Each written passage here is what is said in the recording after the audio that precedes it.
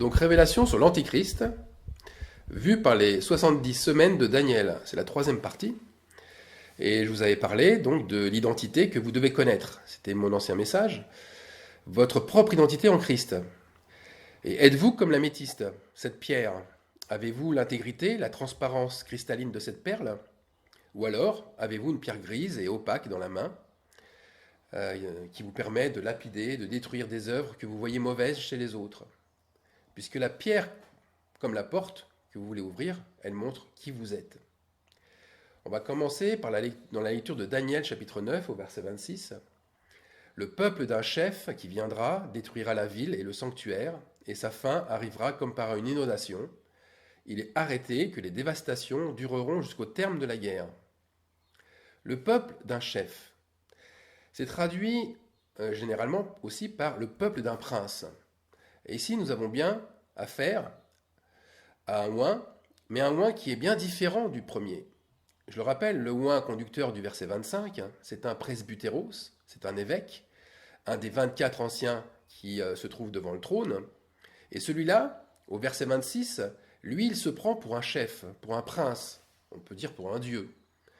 C'est un dévastateur, c'est un imposteur qui rassemble autour de lui parce qu'il aime briller, il aime être lumière, il aime porter la lumière. Et le porteur de lumière, c'est Lucifer.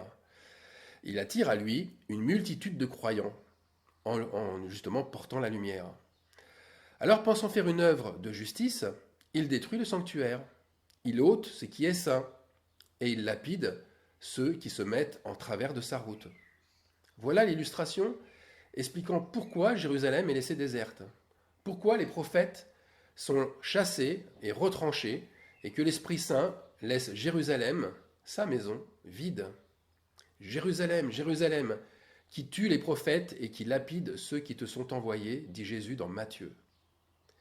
Donc cette guerre, attention, elle ne se fait pas par des païens, mais elle se fait par des soi-disant croyants qui s'illusionnent sur leur identité. Le meilleur exemple biblique, c'est Balaam. Balaam, homme fourbe, aimant l'argent et les honneurs, faisant la guerre à Moïse, mais craignant le Dieu d'Israël, il ne voulait pas le maudire en face. Il préférait l'attaquer, mais pas par les armes non plus, parce que ce serait aller droit dans le mur. Alors le fils de Béor préférait agir plutôt caché, en touchant à la sainteté de son peuple. Il pervertissait les femmes israélites en les poussant vers les Moabites. Il suffisait juste de leur prêcher un faux évangile, que les Moabites aiment le même Dieu et qu'ils sont en fait des frères. Voilà le faux évangile. Donc en poussant les Israélites à l'adultère, à la fornication, il perçait de cette façon les murailles de la ville. Les murailles de Jérusalem, eh bien, elles représentent l'intégrité du peuple. En touchant à la sainteté du peuple, il touchait la muraille. Les Moabites, en fait, affaiblissaient par conséquent Moïse. Il le mettait même en danger de mort, puisqu'il poussait son peuple à la désobéissance et à la rébellion envers lui. Voilà comment s'y prend l'ennemi. Le peuple d'un chef qui viendra détruira la ville et le sanctuaire. Pourtant, celui qui détruit est oint lui aussi. Il est Messie. Mais c'est un Messie devenu destructeur. Et il porte bien son nom puisque Balaam signifie qui détruit le temple, qui avale. Son aspect démoniaque grandissait jour après jour, puisqu'après avoir désobéi à Dieu, après avoir résisté à sa voix en frappant même son ânesse, et là on peut dire quelle fausse humilité, frapper son ânesse, et voilà aussi comment sont traités tous ceux qui se mettent en travers de leur chemin. Ils sont frappés. Donc, Balaam devenait de plus en plus religieux. Il multipliait les faux autels, les faux sanctuaires, partout, en y brûlant bien sûr des sacrifices de mauvaise odeur. Ce persécuteur ne s'arrêta que lorsque Dieu envoya l'armée de Moïse pour mettre fin à la guerre contre les Moabites, et que Balaam lui-même fut tué. Donc Balaam et les Moabites faisaient office déjà de chefs et de peuples destructeurs. Mais disons-le, et c'est important de souligner, Balaam fut au bout du compte un juge pour tout ce peuple sorti d'Égypte, afin que la frontière soit nette entre ceux qui se sanctifient davantage et ceux qui se souillent. La malédiction pour certains, eh bien, elle fut changée en bénédiction. nous dit Néhémie, chapitre 13, verset 2.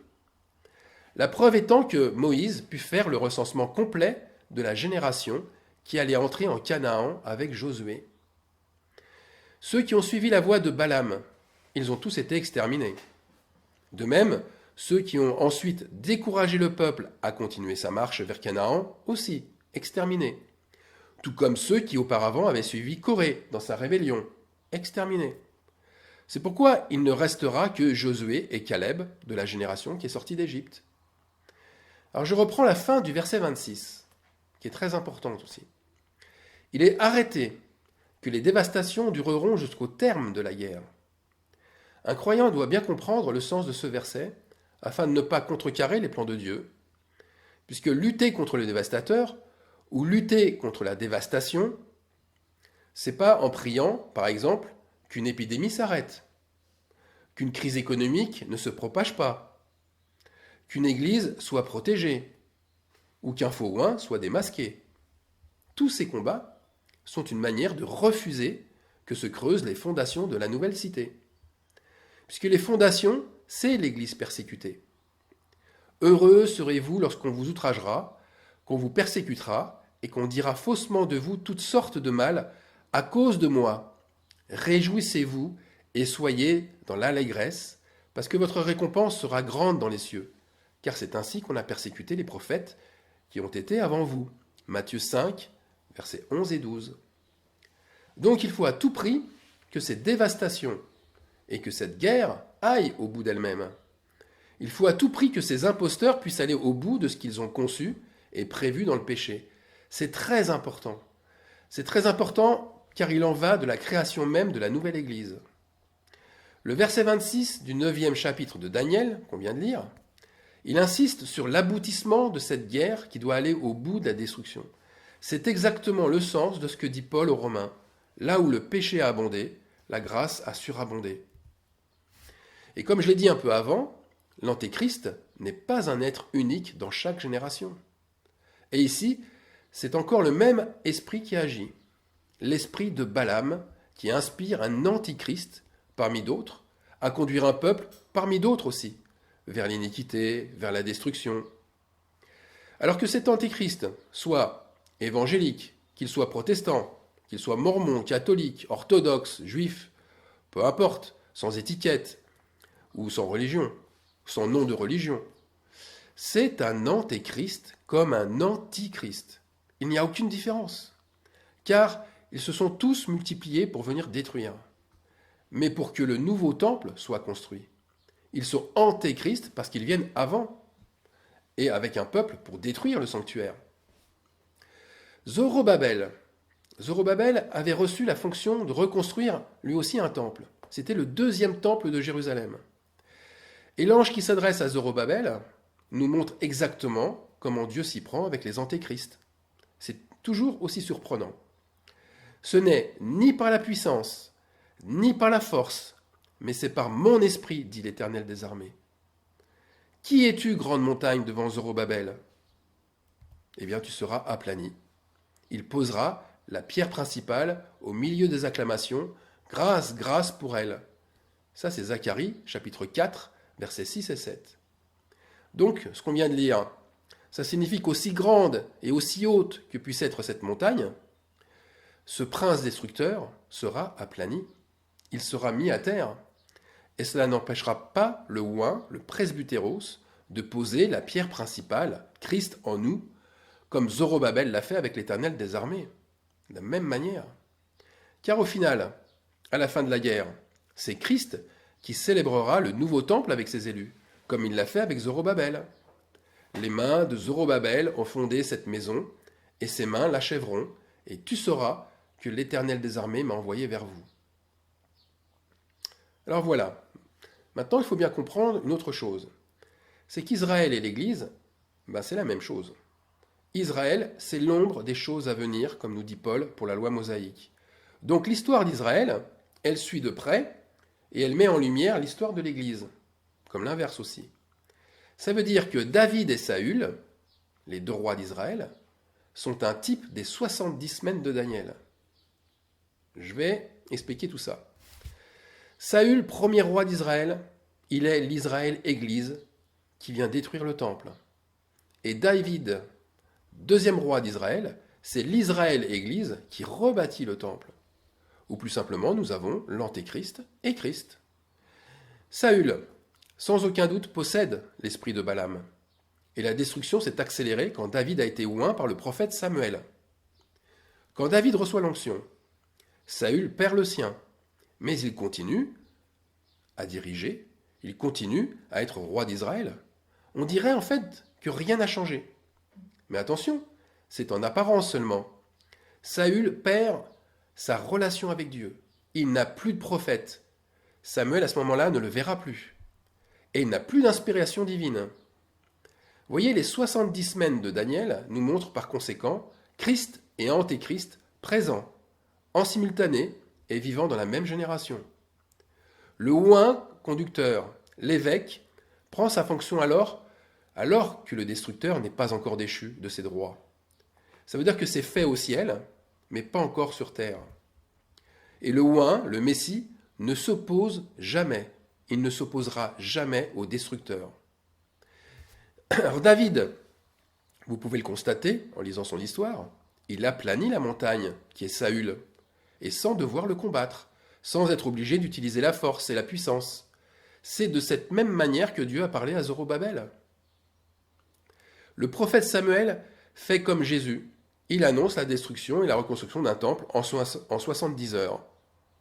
1 Samuel 15, 28. Voilà ce qu'il dit. L'Éternel déchire aujourd'hui de dessus toi, et il parle à Saül, la royauté d'Israël, et la donne à un autre qui est meilleur que toi. Et on sait que c'est David. Donc toujours dans la chronologie des événements, Samuel reçoit alors l'ordre de Dieu de se rendre à Bethléem chez Isaïe. Et là, chose surprenante, Dieu l'inspire à y partager un sacrifice, un jeune bœuf. Nous savons par la loi que c'est au 8e jour que le sacrifice a lieu, après 7 jours de consécration. Tout comme la circoncision de la chair avait lieu au 8e jour, après 7 jours de préparation. La grâce, elle aussi, vient après 7 jours de repentance. Il y a toujours ce chiffre 7 qui sépare l'annonce d'une onction avec sa confirmation. Alors dans 1 Samuel 16,10, nous apprenons que Samuel, après avoir passé en revue les 7 frères de David, il désespère complètement de trouver le oint de l'Éternel. Vous voyez là aussi, on a 7 frères, comme 7 semaines avant d'oindre David, le 8e frère, qui est quand même le plus petit, celui auquel personne ne s'attendait. Il est jeune, chétif, blondinet, berger, mais rien qui ferait penser à l'élu de Dieu. Même Samuel, le grand prophète Samuel, dès son arrivée d'ailleurs, a les yeux sur un autre que lui dans la fratrie. C'est Eliab, l'aîné, qui est beaucoup plus impressionnant par sa carrure et par sa taille. Pourquoi je vous dis ça aussi? Parce que combien de croyants font en majorité la même erreur, puisqu'ils idolâtrent Jésus de Nazareth et qu'ils attendent son retour en chair et en gloire, alors que les clés du royaume sont données. Et ces clés, elles sont données à un autre que Jésus de Nazareth. Elles sont données à celui qui contestera le sacrifice de la croix, à celui qui le reniera 3 fois et qui prendra l'épée contre les Romains, ne voyant même pas à ce moment-là la destinée universelle de Jésus qui va l'affranchir et qui va le placer dans sa position grâce à la croix, lui aussi. Alors, contre toute attente, bien sûr, Dieu choisit David, un enfant. Et c'est quand David fut oint qu'il manifesta l'Esprit de Dieu et qu'il alla affronter le terrifiant Philistin Goliath. Alors à partir de ce moment, à partir du moment où l'onction est sur David, Dieu n'est plus avec Saül, qui est alors animé d'un mauvais esprit. C'est une corne de la bête, ce mauvais esprit. Cet esprit chasse les prophètes. Et il est alors rendu comme fou par une jalousie démesurée et sans limite envers le nouvel élu. Il le pourchasse alors à mort. Mais c'est à ce moment-là que les fondations de la nouvelle Israël commencent à être creusées. Saül, le persécuteur, et David, le persécuté, il est persécuté à mort, eh bien ils creusent ensemble les fondations de la nouvelle assemblée. Et je le crois profondément, le fils d'Isaïe est retranché pour cela. L'alliance qu'il reçoit de Dieu le fait passer par ce creuset. Il va apprendre l'humilité en passant pour un lâche, en passant pour un fuyard aux yeux des hommes de Saül. Car, faut pas se le voiler, Saül devait bien se moquer de David. Lui, le grand vainqueur de Goliath, le voilà maintenant à fuir et à se cacher jusqu'en territoire philistin. Rendez-vous compte.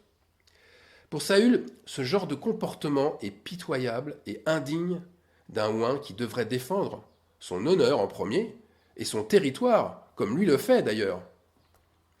David va se retrouver donc exilé, et exilé à Tsiklag, chez les Philistins. Lui, sa famille et 600 combattants avec leur famille, dispersés avec lui dans le territoire de l'ennemi. Mais Tsiklag, par la suite, deviendra une ville de Juda. Elle ralliera la cause de David. Et on nous dit aussi dans 1 Samuel 27, 7, que David restera 70 semaines, c'est-à-dire 1 an et 4 mois, comme c'est indiqué dans la Bible, chez les Philistins. Donc tout ça pour vous dire que les dévastations, elles dureront jusqu'au terme de la guerre, c'est-à-dire jusqu'à la fin des 70 semaines. Cette fin de guerre sonne la mort de Saül et le départ de David pour Israël, qui n'aura jamais pris part au combat, en tout cas au combat final, ni en faveur d'Israël, ni pour les Philistins.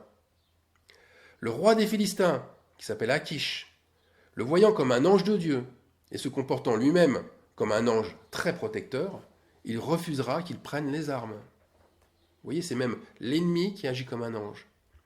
Et David et ses combattants resteront toujours en retrait sans combattre. Alors ce récit est très important pour nous. C'est très important car, d'abord, si nous nous sommes sanctifiés au préalablement, nous n'aurons jamais à prendre part à une cause injuste. Ensuite, l'exemple de David est la voie à suivre en période de tribulation et de persécution. Et si nous sommes cachés, si nous sommes mis à l'écart en petit nombre, c'est sans doute Dieu qui le fait, mais pour nous édifier. Je vous raconte toute cette histoire parce qu'elle suit parfaitement la trame des 70 semaines de Daniel. C'est une même trame qui se répète, car il n'y a rien de nouveau sous le soleil. Pourquoi ces exemples sont-ils si importants? Pourquoi cette trame est-elle si réelle? Eh bien, c'est pour en premier que nous apprenons l'humilité et la dépendance à Dieu. Et c'est en exil que nous apprenons l'humilité et la dépendance.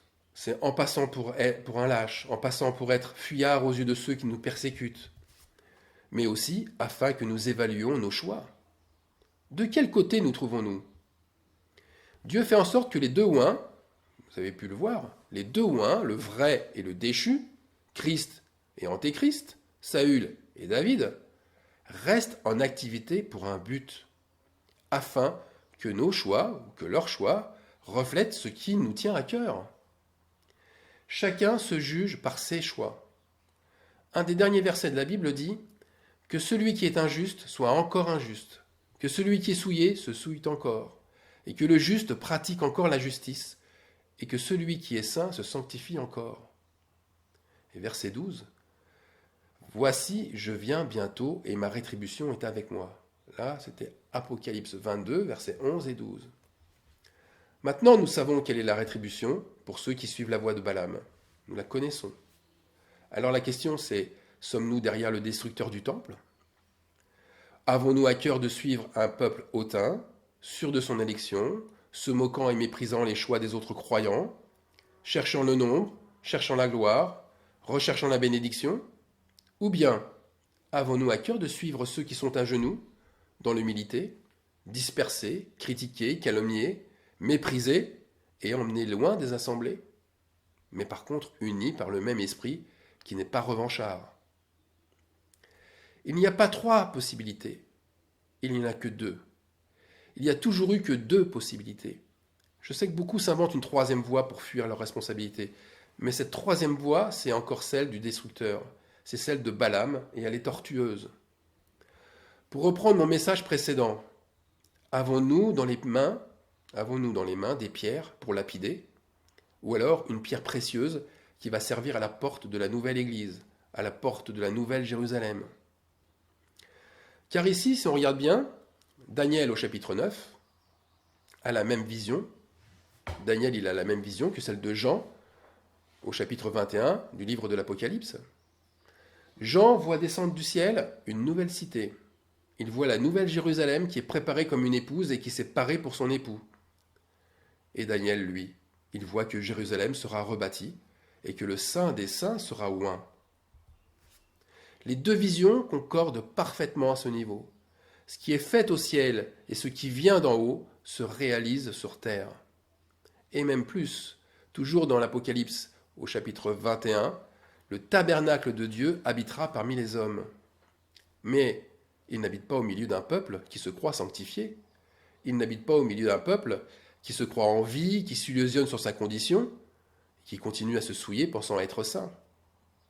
L'Esprit souffle d'abord sur des ossements qui sont morts. Ça, c'est la vision d'Ézéchiel. C'est pourquoi, au verset 4 du chapitre 21 de l'Apocalypse, le Consolateur, le Saint-Esprit, il vient, mais il vient essuyer toutes les larmes des yeux, parce que les temps étaient devenus si difficiles pendant la destruction du temple. Le deuil, les cris, la douleur, ces premières choses vont disparaître, mais pour laisser place au nouveau tabernacle. C'est ce qu'on lit au verset 5. Et celui qui était assis sur le trône dit « Voici, je fais toutes choses nouvelles. » Et il dit, une chose importante, « Écris, car ces choses sont certaines et véritables. » Et il me dit « C'est fait. Je suis l'alpha et l'oméga, le commencement et la fin. » Ces choses nouvelles, elles ont été faites au commencement, mais avec Israël, et à la fin avec l'Église. Ces choses nouvelles ont été faites 12 fois avec l'un et 12 fois avec l'autre. Et à chaque fois, comme au verset 7, il s'est établi la chose suivante, Dieu a oint le Saint des Saints. De quelle manière? Verset 7, celui qui vaincra héritera ces choses, je serai son Dieu et il sera mon fils. Alors c'est un constat, la loi perpétuelle de la nouvelle Jérusalem a déjà été 11 fois révélée sur terre, et l'Église se prépare à sa 12e et dernière naissance. Je répète, l'Église se prépare à la 12e et dernière naissance. La dernière pierre, l'améthyste, va venir coiffer ce dernier et ce 12e fondement. Elle suit une loi de la vie. Ça veut dire que la naissance de la nouvelle Église, elle est semblable à celle d'une femme qui se prépare à donner naissance à un nouvel enfant. Et la venue d'un nouveau-né, c'est fait, ça s'est fait, et ça se fera toujours dans la douleur, dans les cris, qui commencent souvent plusieurs mois avant l'accouchement. Mais après les cris, après les contractions douloureuses, viendront la joie et l'allégresse. Toutes choses seront devenues nouvelles, et toutes les douleurs anciennes seront du passé. Amen.